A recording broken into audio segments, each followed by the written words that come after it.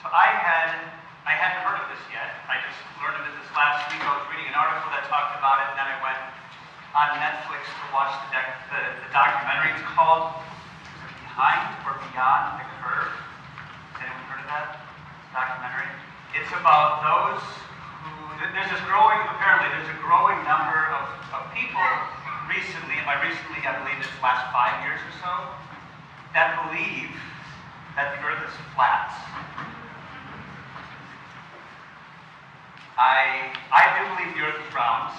I don't want to offend anyone, but if you think the earth is flat, I suppose some might say that that's just what I've always been taught, and so therefore, in a way, I guess, I've been brainwashed. But it's interesting, to say the least. In the documentary, the earth is described as basically a ginormous planetarium / terrarium / Hollywood studio lot / soundstage. Kind of like the Truman Show, if you've ever seen that. Again, I believe the earth is round, but what if I didn't? Maybe you believe the earth, I suspect a lot of you believe the earth is round along with me. Let's say, however, none of us were sure. Let's say it was still an open question. It wasn't hammered out hundreds of years ago. Let's just say we were all wondering, is the earth round or is it flat? What would we do? Basically, what I feel I need to do in situations like this is, I feel like it's out of my control. I don't know. I'm not an expert on the topic. And so I guess I feel like I'm at the mercy of other people. I'm at the mercy of those who are considered to be experts. And so the reality is that in life, when you have an issue, it seems like, at least in our culture today, it seems like whenever there are multiple sides of an issue, it seems like there's always experts on all sides, right? And so how are you supposed to know? If I don't know whether the earth is round or flat, and I have experts telling me, well, it's round, and I have also experts that are telling me it's flat, what am I to do? How am I to know what's truth? Who do I believe? What do I believe? It's quite honestly a question I find myself asking quite a bit these days. I have no idea oftentimes what to believe. Here's the thing with the earth, the flat earth, round earth debate. The most compelling evidence does not come from science. It doesn't come from technology. It doesn't come from intelligence. It doesn't come from logic. It doesn't come from experts. Although you could say all those things contribute a little bit, but the most compelling evidence in this debate is the eyewitness testimony of those who have seen it. I know as I was reading this article, my first thought was, well, what do the astronauts say? They have the benefit of having had the experience of being removed from the earth, seeing it from a distance, circling it, seeing it from all sides, and they say that the earth is in fact round. But again, beyond or brushing everything else aside, it's the eyewitness testimony that is the most that offers the most compelling evidence. And isn't that true as a general rule, that eyewitness testimony is still one of the most compelling, or it's considered to be one of the most reliable sources of information, one of the most reliable sources of the truth? So in 1 Corinthians chapter 15, this is a letter written by a man named Paul. He was an apostle, so he was an evangelist, a pastor, a preacher, a teacher. He was a church planter. He went around the Mediterranean world of his day telling people about Jesus. And he would start churches, and he would establish leaders, and then he would go on to the next place. And so he did that in Corinth.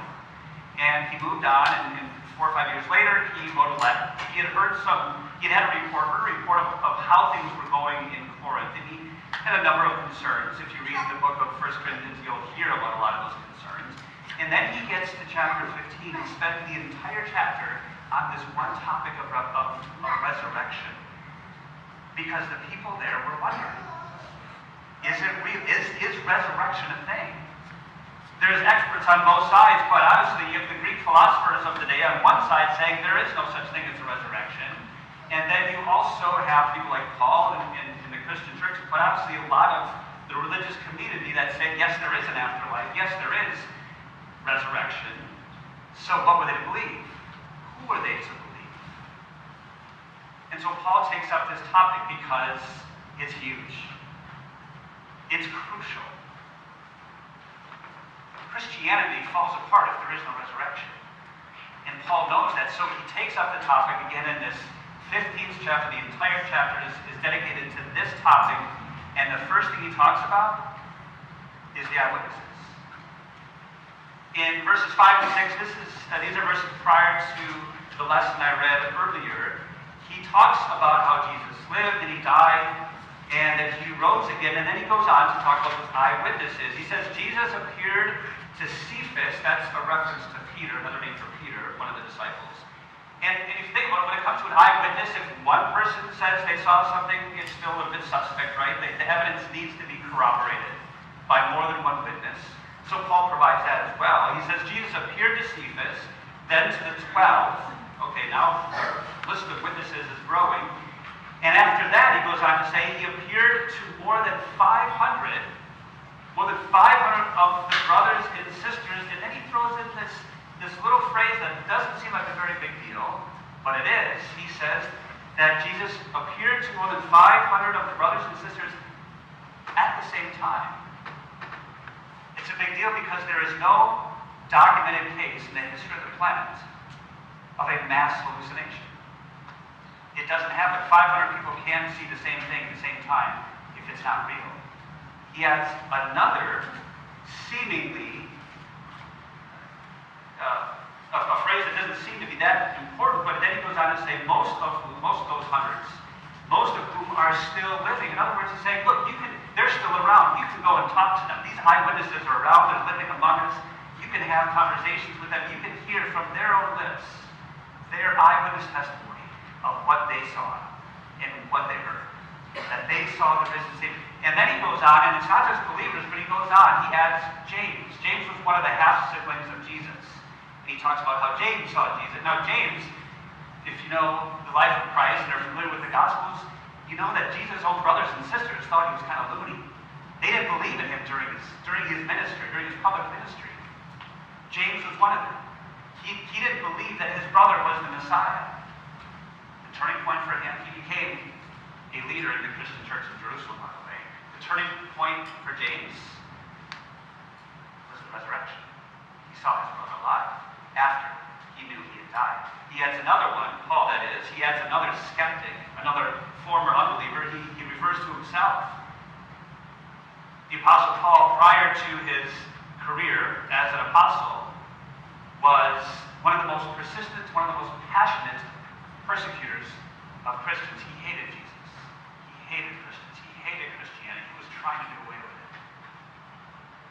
And so the Corinthians were wondering about the resurrection. And he even says, how can you say there is no resurrection from the dead? In fact, not only were some of them wondering, but they were wondering, even doubting and denying the resurrection. So concerned, Paul takes up the topic.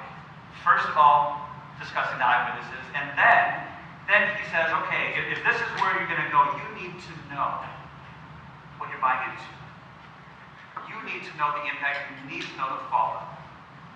Like, if there is no resurrection from the dead, all right, you need to know what that means. And that's what he goes on to talk about in the lesson that we heard a few minutes earlier. He says, now, if, hypothetically speaking, if there is no resurrection from the dead, he says that not even Christ has been raised from the dead. If there's no resurrection, then there's no Easter. Jesus himself didn't rise from the dead. It's not a thing. It never happened. And again, I said Christianity falls apart if there is no resurrection. If there's no Easter, if there's no resurrection, if Jesus didn't rise from the dead, then it means that he's a complete liar.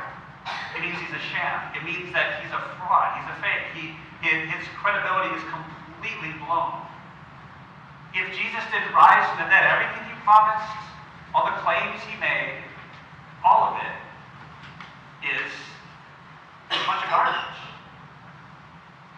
no different than all the others. I mean, dozens before and after Jesus came along saying they were the Messiah. Where are they? Right? That's the difference. If Jesus didn't rise from the dead, then he's like all the others who lived and who died and who in fact are still dead. There's a progression here. So Paul says if there's no resurrection from the dead, then not even Christ has been raised. And then he goes on to say, if Christ has not been raised, then your preaching, our preaching, he says, our preaching is useless, and so is your faith. Going back to the Old Testament, in the book of Ecclesiastes, chapter 3, verse 11, it says there that God has set eternity into the human heart. God set eternity into the human heart. In other words, God has given, in creating us, in making us and designing us and bringing us into existence, God has set eternity into our hearts. He has given us this natural inclination that there is eternity, that there is life after death.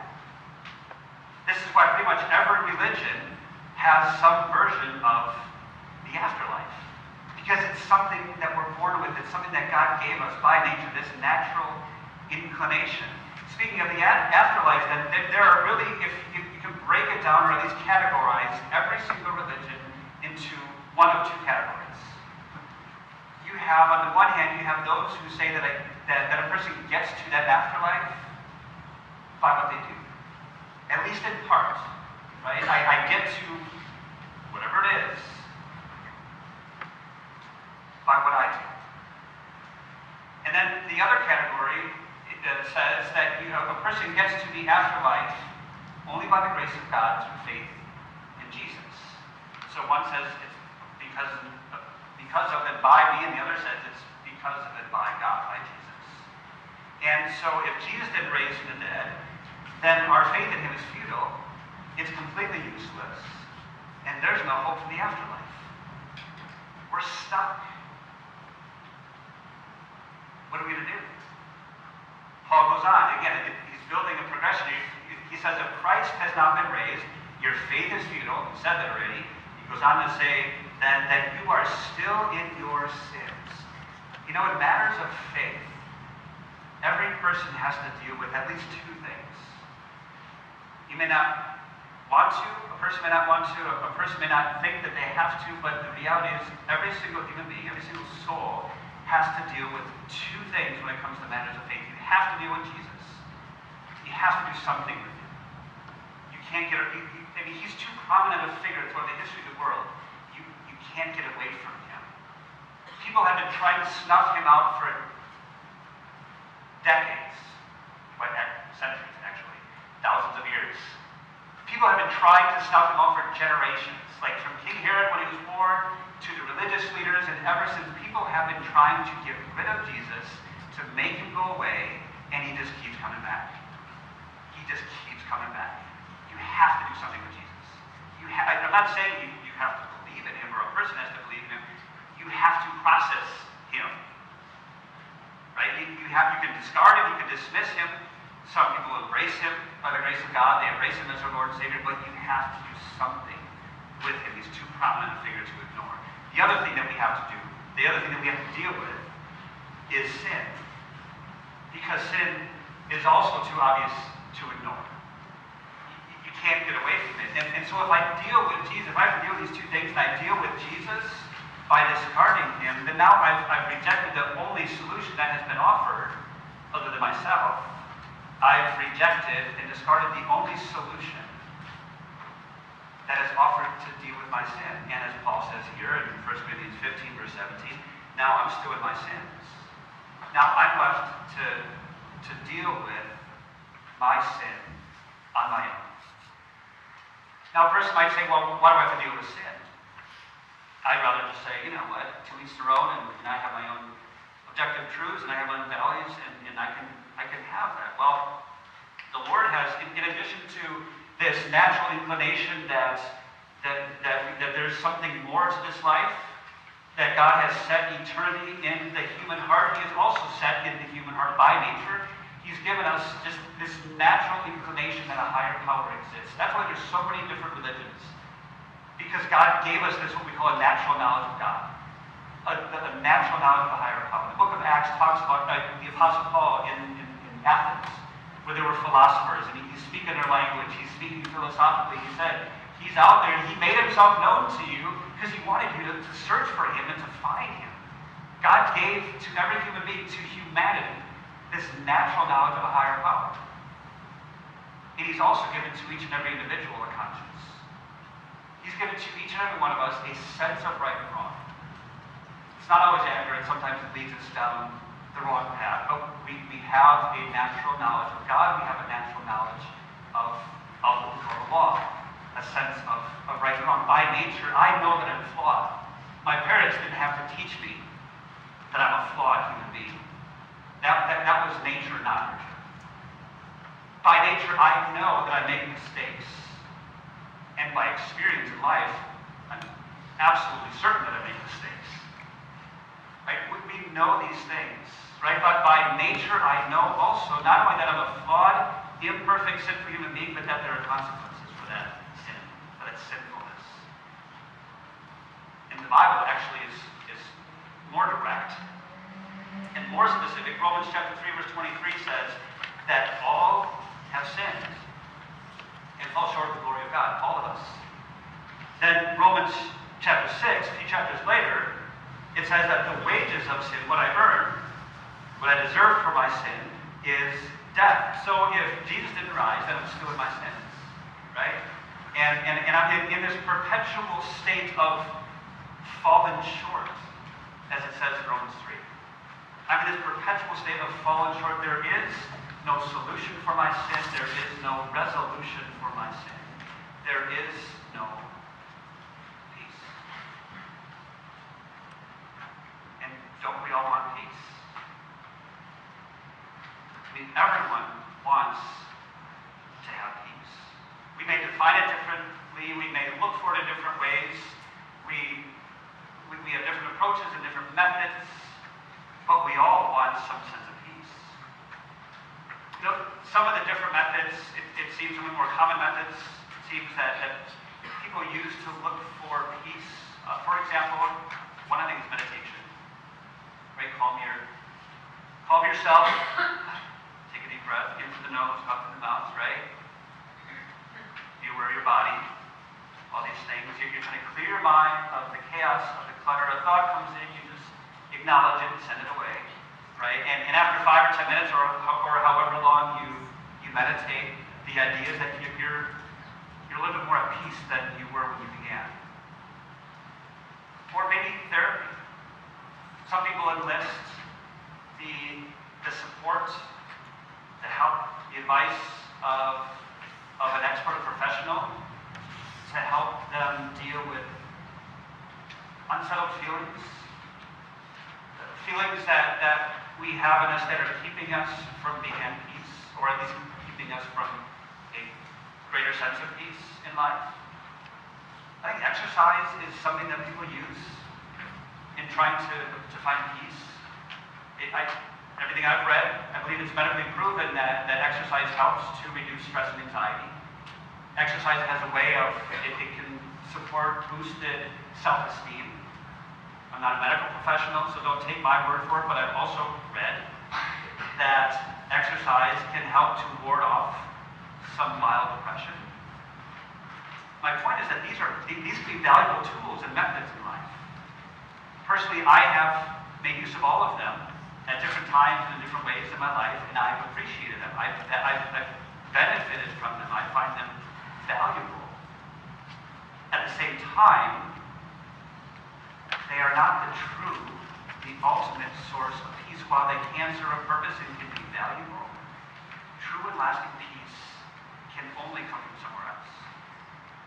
And the Apostle Paul talks about that here too. After he has this paragraph of hypotheticals, if there's no resurrection, then Jesus didn't rise, and our faith is futile, completely useless. Why are we here? Essentially, is what Paul is saying, right? And you're still in your sins. Paul says, all right, enough of that. Christ has indeed been raised from the dead. He calls them the first fruits of those who have fallen asleep. if you're familiar with the Old Testament, that word first fruits might ring a bell to you. It's not a word we use regularly in normal conversation, or even in abnormal conversation. It's not a common word, right? It refers back to the Old Testament. God's Old Testament view of the Israelites. The way they gave offerings to God was from their crops. Some gave animals as well. But this is a reference to those who gave crops as an offering to God. They gave, when it was time for the harvest, they gave the first fruit. They gave the first sheaf of grain. They gave a portion of the very beginning. And in doing so, they were first of all acknowledging God as the source of the harvest. They were acknowledging God as the source of their blessings for providing for them in this way. They were also showing gratitude to God by giving back to Him from what God had so graciously, generously given to Him. But they were also trusting in God. Right? So at the beginning of the harvest, instead of taking the first fruits, as it's called, instead of taking the first fruits, what they did is, instead of taking them and bringing them into the home and storing them away and using them to support their family, they gave them back to God. This meant that they had to trust that the Lord would continue to provide for them. They had to trust that there was more to come, that wasn't it. And so Christ is the first fruits. He is a sign of more to come. And He Himself put it this way in John chapter 14, because I live, because I rose from the dead, or at this point, He had risen from the dead, but because I live, you also will live, is what John says. Christ is the first fruit. He is a sign of more to come. That's why here in 1 Corinthians 15, the Apostle Paul talks about the dead as those who have fallen asleep. Right? When you go to sleep at night, you take a nap in the middle of the day, or whenever it may be, you fully expect to wake up. I see that all of you woke up this morning, right? Every once in a while, a person doesn't make it through the night, but for the most part, we expect to wake up in the morning. And the same is true of death because of Christ. Because I live, you also will live, Jesus says. We can fully expect to one day wake up from death. That's Jesus' promise to you. And He proved it by His own resurrection. He proves His power over death. Also in His ministry, if you're familiar with the Gospels, on 3 different occasions, He raised a person back to life. 3 different people. And that demonstrates Jesus' power over death. Although I want to make this distinction. In the case of those 3 individuals, Lazarus was one of them. Jesus restored Lazarus back to life. He restored his life. But Lazarus went on and lived, I don't know how much longer, but he did die. He died again. When we talk about Jesus raising us to live, we will rise to live with Him forever in heaven, never to die again. That's what Easter means. Easter means that we too will live just as Jesus did. Easter also means that our sins have been dealt with. Again, there's 2 things, at least. 2 biggies that we have to deal with, that every person in matters of faith has to deal with. The 2 things are Jesus and sin. We have to deal with our sin. Sort of. We can't deal with sin on our own. We can't fix it. We can't resolve it. What we can do is process how our sin has been dealt with. Romans chapter 4, verse 25 helps us do that. The Apostle Paul there writes that Jesus was delivered over to death for our sins. We were here less than 2 days ago, reflecting on the death of our Savior Jesus. He was delivered over to death as the payment for our sins. The payment that needed to be made. The wage of sin is death. Jesus paid those wages for you on your behalf. And Easter is proof. Easter is proof that payment was sufficient and that it was accepted. Easter is proof that the Savior that we all need has been provided. Easter is proof that our sins have been dealt with. And this is where true and lasting peace comes from. It comes from knowing that God loves every single individual in the history of this planet. Every single soul is one that God created, it's one that He loves, and that includes each and every one of you. True and lasting peace comes from knowing that God gave his one and only Son, Jesus, to live and to die on the cross, so that whoever believes in him, including you, will not perish but have eternal life. He gave that Son for each and every human being ever to live in the history of this world, including each and every one of you. True and lasting peace comes from knowing that your sin has already been dealt with, so that you don't have to. And in reality, we can't on our own.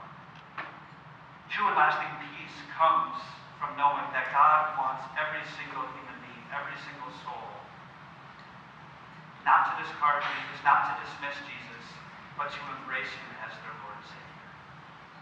That's where peace comes from. And so if you meditate, be sure to also meditate on these truths and promises of God. The Psalms talk about meditating on God's word, right? If you try to center yourself on something, if that's your approach, that's how you view life, center yourself on the amazing grace of God. If you go to therapy, or if you're seeking support, seeking comfort, be sure to also find comfort in the truths and promises of God.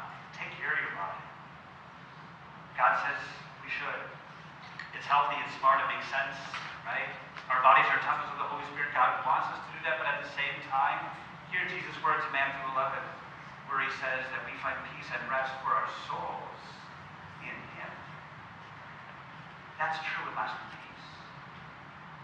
Now, I'd like to share with you in conclusion here, one of the email devotions I get on a regular basis this last week had to do with Easter, go figure, right? And he entitled it, the author, Why I Love Easter So Much. I thought it was a great summary of Easter. So it was a longer devotion. I'm just going to share the main points, make a couple of comments. But the first one, there's 6 of them. It says, why I love Easter so much? Because the empty tomb reveals that God is faithful. God keeps his promises, every last one of them. And he promises eternal life to you through faith in him. He will keep that promise as well. I love Easter so much, he writes, because the empty tomb reveals that God is powerful. Only God could do what he did, and did what he says he did. And he has that power to forgive your sins and to save you for eternal life. I love Easter so much, he writes, because the empty tomb reveals that God is loving, that he would go to such great lengths, this perfect, holy God, who never sinned, that Jesus would die on a cross, not for his sins, but for ours. That shows God's love. That's an amazing, amazing grace. Right? And it's the love not something that he saw in us, but it's a characteristic, it's a quality of himself that motivated God to do what he did for us. I love Easter so much, he writes, because the empty tomb guarantees eternity. Again, Jesus said, because I live, you also will live with me in heaven, is his point. I love Easter so much because the empty tomb guarantees security. No matter how unpredictable, no matter how out of control, no matter how chaotic and crazy life sometimes feels and is. Remember that as Jesus says, take heart, for I have overcome the world. I love Easter so much, the author writes, finally, because the empty tomb guarantees delivery. And that delivery is into eternal life in heaven.